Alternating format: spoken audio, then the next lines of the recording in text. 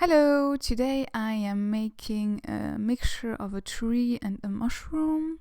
Right now I am very interested in working on more surrealistic sculptures, and this is one of them. So I've been more and more interested in trees. Mushroom is nothing too new. I've been obsessed with mushrooms and plants for almost a year now, and it's in the middle, or it's in the center of my artworks. But trees are something I always loved, like most humans. And recently I've been reading a book by Peter Wohlleben, The Hidden Life of Trees, or The Secret Life of Trees. I just never can remember the right title in English. It's Das geheime Leben der Bäume in German. I'm actually listening to it in German using Audible, but I digress. And it's really a fascinating book about the life of trees, not books. It's really a fascinating read about the life of trees and how they communicate among each other, how they help each other out, how they share nutrients and water resources between buddies of the same species. So it's really fascinating, and it really reminds you a lot of the ants from Lord of the Rings. It's actually quite accurate.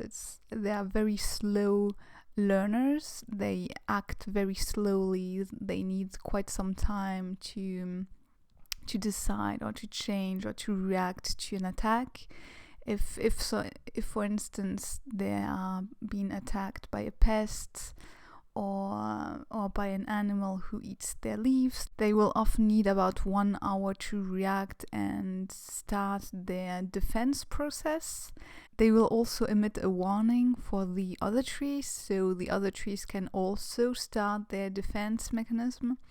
So it's really fun to read about all of this, because they are so, I don't know, so intelligent, I guess, and so developed. So it's evolved. They're so evolved that it's quite fascinating, very interesting.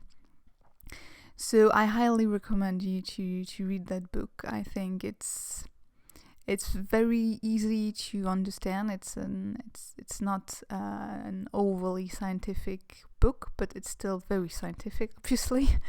And it's just so interesting, and how they communicate through their roots, through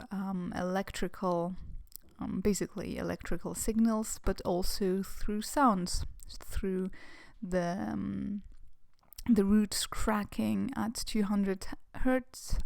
I don't know how you say that in English. Anyway, and that's not everything there's to it. There's also fungi, so mushrooms, that help the communication among trees. So that's another thing that is really interesting. And in return, they get some resources from the trees. And yeah, well, I mean, just it's crazy when you read a lot about this book, because it seems so intense. And fungi is really fun also, because it helps the trees communicate among each other. But on the same side, fungi, they do their own thing. So they have another agenda. They basically want a very healthy forest, and for a healthy forest you need a lot of different tree species.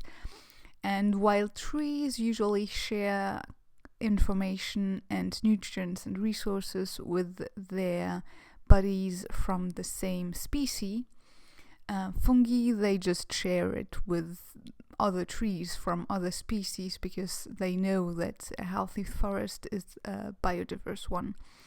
So it's like, yeah, they kind of rule the forest. We could say it's often called the Wi-Fi of the forest, or there's actually a term for that, which is called Wood Wide Web. And yeah, I mean, it's crazy. I think the next time you go in a forest or you see trees, you're going think about all that and be like, are they communicating right now?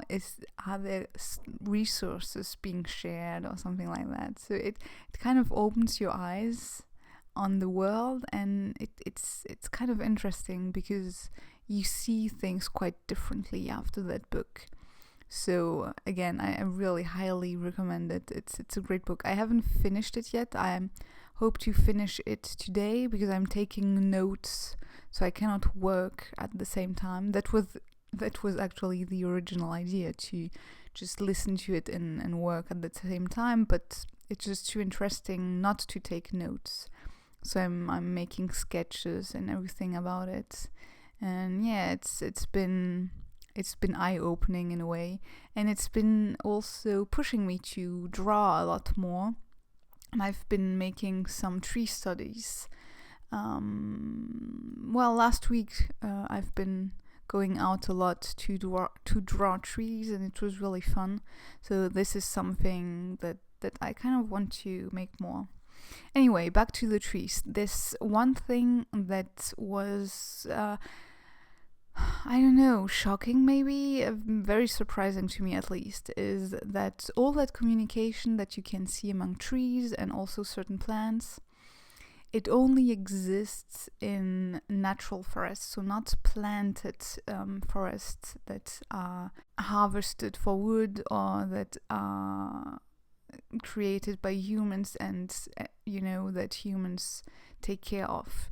And because those plants, the plants that humans take care of, they're basically deaf and mute, so there's no communication among them. And I mean, they don't, at least not for now, they didn't go into details on the why. They probably are not sure themselves. But I'm wondering if it's not because the plants haven't grown by themselves, so they didn't have to learn how to adapt to an environment, they didn't have to learn to share resources with other plants, and they didn't have to learn to defend themselves against pests and to share that information with other plants. So they're kind of like not useless, but kind of stupid, if that makes sense. It's like humans did everything for them, so they never learned to be independent. I mean, I don't know. It's just what I've read between the lines, what I'm thinking of it. But it's kind of sad. And yeah, it's a bit devastating, I think, to think that the plants we grow are actually kind of deaf and mute. Although I suppose in permaculture it might be a little bit different, as in permaculture you tend to plant trees and don't care about them, so they just have to resist by themselves, and all you do is just to find plants that go well together, then will repel certain pests and bring shadow. You basically create a working ecosystem that you don't have to really care for too much. So in those cases, in permaculture, I suppose after maybe 100 to 200 years, if the permaculture still exists, there might be communication again among plants. That would be something interesting to research on, but I don't think there has been any research on that. Well, yeah, that's pretty much it, what I had to share about it. I wrote a blog post about that, so if you are interested in the book and in the notes, and well, also in my tree studies, my drawings, I will post the link below. And yeah, and on another note, July is plastic-free July. And I think I'm going to participate, which I know is kind of absurd since I'm using plastic in my artwork, and that's just not ideal. But I've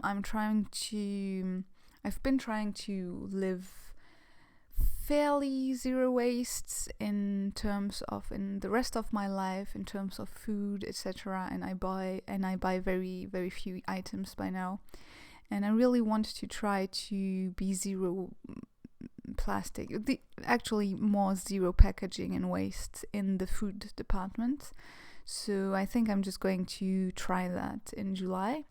And yeah, if you want to try that too, we do use too much packaging in our daily lives, so might be a good idea. Anyway, thank you so much for watching. I really hope you liked this video. If you liked it, give it a thumbs up, maybe subscribe, and I will see you in my next one. Bye!